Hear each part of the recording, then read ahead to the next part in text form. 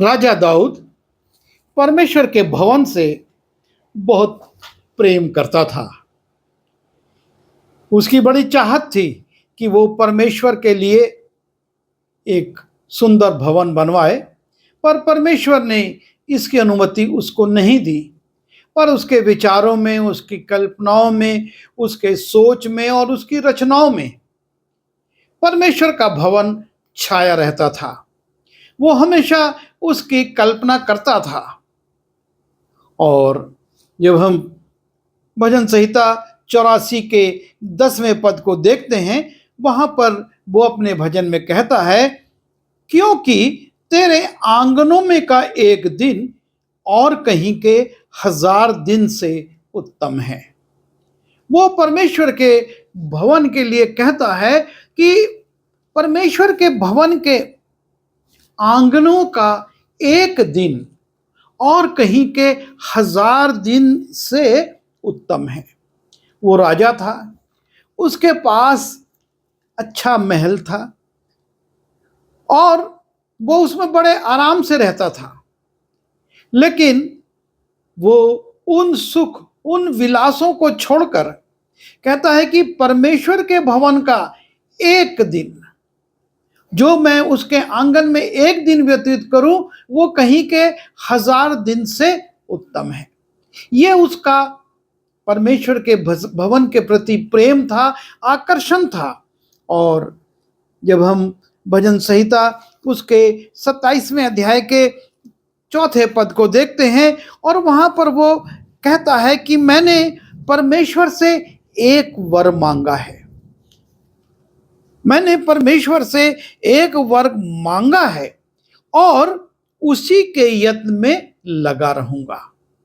जो वर उसने मांगा था, और वो था कि मैं जीवन भर यहोवा के भवन में रहने पाऊं। वो परमेश्वर से एक वर मांगता है और कहता है कि मैं जीवन भर परमेश्वर के भवन में रहना चाहता हूं। इस यत्न में मैं रहूंगा, ये प्रयास करूंगा कि मैं परमेश्वर के भवन में रहूं। ये उसका आकर्षण था, क्योंकि वो कहता है जिससे यहोवा की मनोहरता पर दृष्टि लगाए रहूं और उसके मंदिर में ध्यान किया करूं। वो राजा था, उसके पास बहुत से काम थे, बहुत सारे कर्तव्य थे, वो युद्ध में फंसा रहता था। उसके बावजूद भी कहता है कि मैं यहोवा की मनोहरता पर दृष्टि लगाए रहूं और उसके मंदिर में ध्यान करा करूं।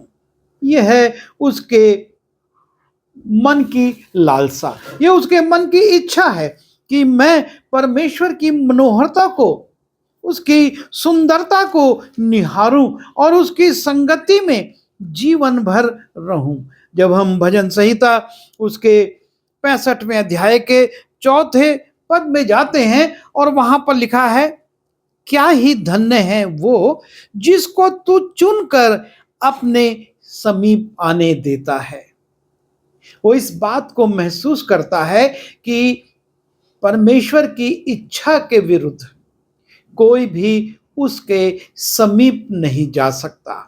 परमेश्वर के समीप जाने के लिए आवश्यक है कि परमेश्वर उसको अनुमति दे, उसको अवसर दे। क्या ही धन्य है वो जिसको तू चुनकर अपने समीप आने देता है कि वो तेरे आंगनों में वास करे। तेरे आंगनों में वास करने का सौभाग्य सबको नहीं मिलता है।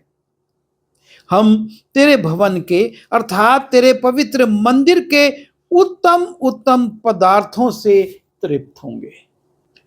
ये उसकी लालसा थी कि हम परमेश्वर के भवन के उत्तम उत्तम पदार्थों से, उन आत्मिक आशीषों से जो कि परमेश्वर के भवन में रहने से मिलती है, उसमें हम सम्मिलित हो सकें, उसको हम प्राप्त कर सकें। और जब हम भजन संहिता 100 उसका 4 उसके फाटकों से धन्यवाद और उसके आंगनों में स्तुति करते हुए प्रवेश करो। उसका धन्यवाद करो और उसके नाम को धन्य कहो। उसके फाटकों से धन्यवाद। वो परमेश्वर के भवन में धन्यवाद करते हुए, स्तुति करते हुए जाना चाहता है, और इसलिए वो बहुत उदास भी होता है। जब हम भजन 42 उसके चौथे पद में जाते हैं और वहां पर लिखा है, मैं भीड़ के संग जाया करता था, मैं जय जयकार और धन्यवाद के साथ उत्सव करने वाली भीड़ के बीच में परमेश्वर के भवन को धीरे धीरे जाया करता था।